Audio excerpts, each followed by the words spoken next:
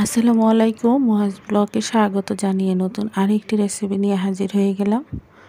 তো আজকে আপনাদের সাথে শেয়ার করব ছোলা মাখা এবং রেসিপি। খুবই মজাদার স্বাদের একটা রেসিপি। দেখেন ছোলা মাখাটা যতটা সুন্দর দেখাচ্ছে, খেতে কিন্তু অসাধারণ ছিল। আর সবার কাছে অনুরোধ রইল ভিডিওটি শুরু থেকে শেষ পর্যন্ত দেখার জন্য। তো চলুন শুরু করা যাক। এখানে আমি ছোলাগুলোকে রাতে ভিজিয়ে রেখেছিলাম প্রায় 10 থেকে 11 ঘন্টার মতো। একদম ভালো করে ভিজে গেছে। এবার এগুলাকে একদম ভালো করে পরিষ্কার করে সিদ্ধ করে নিব। সাথে 2টা আলুও দিয়ে দিলাম। এবার সিদ্ধ করতে বসিয়ে দেব। তারপরে ছোলাগুলা চুলায় বসিয়ে আমি এখানে একটা মশলা রেডি করব।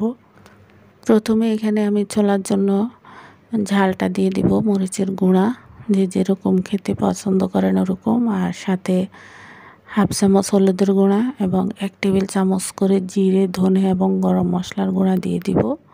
আর সাথে দিয়ে দেব আদা রসুন বাটা 1 টেবিল চামচ। এবার হালকা কুসুম গরম পানি দিয়ে মশলাটাকে আমি কিছুক্ষণ মেখে তারপরে এটাকে এক সাইডে রেখে দেব।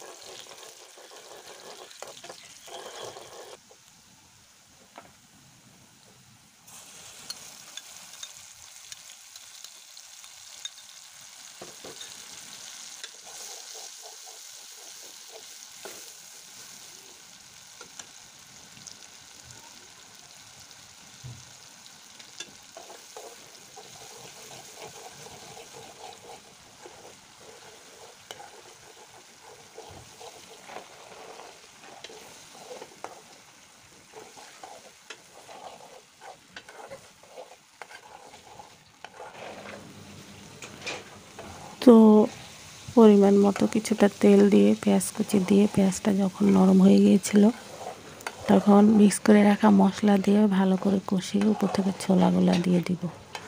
দেওয়ার পরে এভাবে মিডিয়াম হিটে কিছুক্ষণ রান্না করব।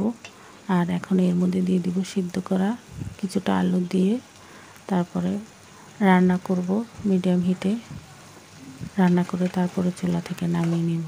আর এখানে অন্য কোনো মশলাপাতি দিব না, আর পানিও দিতে হবে না। মশলা পানিতে ভালো করে বুটটা আমি রান্না করে নেব।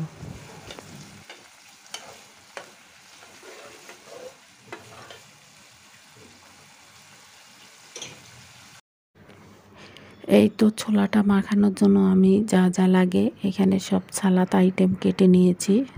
তো এখানে ছিল টমেটো, পেঁয়াজ কুচি, শসা, লেবু, কাঁচামরিচ, ধনেপাতা আর পুদিনা পাতা সাথে ছিল কিছুটা। আর সিদ্ধ করা যে আলু ওখান থেকে আমি কিছুটা ছোলা ভাজার সময় দিয়েছি, আর কিছুটা এখন মেখে নিব তার সাথে দিয়ে দিব।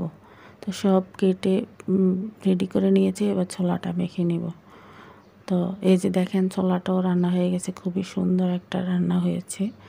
এখন সব উপকরণ উপর থেকে দিয়ে দিব ভালো করে।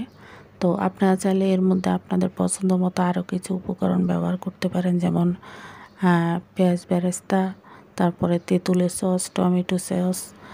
তো কেটে রাখা সব সালাদ আমি এখানে দিয়ে দিলাম। আর সাথে দিয়ে দিব হালকা একটু লবণ, যেহেতু সালাদ দেওয়া হয়েছে। আর উপর থেকে দিয়ে দিব সরিষার তেল দিয়ে ভালো করে আস্তে আস্তে মিক্স করে নেব। আর এই ছোলাটা এমনিতে খুবই ভালো লাগে, মুড়ির সাথে তো আরও ভালো লাগে। মিক্স করে নেওয়া হয়ে গেলে হয়ে যাবে মজাদার সাথে ছোলা মাখা একটা রেসিপি। তো লবণটা দেওয়ার পরে এখানে আমি কিছুটা সরিষার তেল দিয়ে দিব উপর থেকে। সরিষার তেলটা দিলে কিন্তু খেতে অসাধারণ লাগে। যে কোনো মুড়ি মাখা, সালাদ মাখা, তারপরে ছোলা মাখা দিয়ে এবার একটু ভালো করে মিক্স করে নেব।